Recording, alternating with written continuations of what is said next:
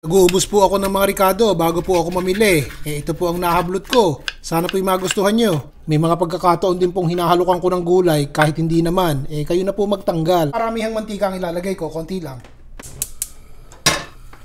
Ilagay na po natin ng baboy.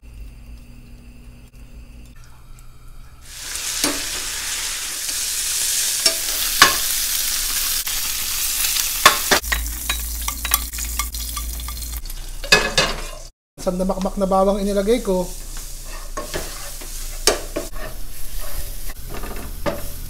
O yung kalahati, isusubi muna natin ha. Yan. Mamaya kailangan natin to. Nako, kung maaamoy nyo lang ang bango ng bawang, ano? Ilagay na natin itong ating sibuyas. Bawang at sibuyas. Ilalagay ko na itong bagoong. Kalahating tasa po ng luto na itong bagoong na to. Yung nabibili na nasa bote na may mantika, yung maraming mantikang kasama. Yun po ang ginamit ko. O, tapos sige, ligisin natin na sandali ha. Luto na yung bagoong. Ilagay na natin itong isang lata ng gata. Haluin natin ng konti. O, pakukuluin natin yung sandali ha. Lalagyan ko po ng katitik na asukal. Katitik lang.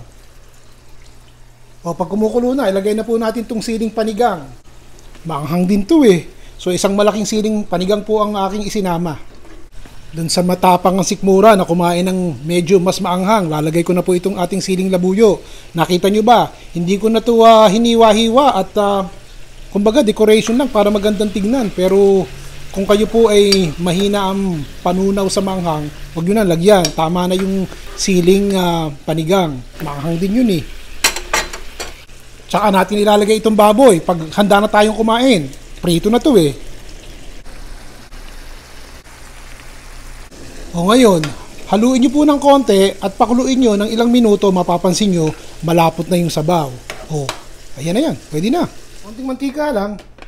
O, lutuin naman natin yung repolyo. Siyempre, extender, pandagdag. Pag mainit na yung mantika, ilagay na po natin yung repolyo. Piprituhin lang natin tong repolyo ng sandali. Ito lang ang ilalagay ko. Konti pong asukal para matamis-tamis ng konti ang dating. Sandaling-sandali lang yan. 1 minute lang eh. Kita nyo, berdeng-berde pa yung ating repolyo. Ganda, di ba? Tsaka natin ilagay yung ating Bicol Express sa taas.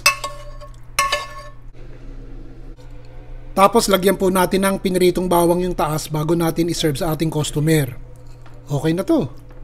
Isang option nyo lang po yan kung gusto nyo pahabain ng ulam nyo. May gulay sa ilalim, pagkatapos maraming pritong bawang. Bakit hindi? Para-paraan lang. Basta kung anong Ricardo meron kayo sa refrigerator nyo, yung po ang gamitin nyo. Pag pinagsasama-sama natin, nakakabuo tayo ng isang masarap at masustansyang ulam. Sabihin nyo po sa akin kung anong Ricardo ang gusto nyo ilaw ko sa susunod na ulam na aking lulutuin at yun po ang gagawin natin. Ayos? Ron Bilaro po.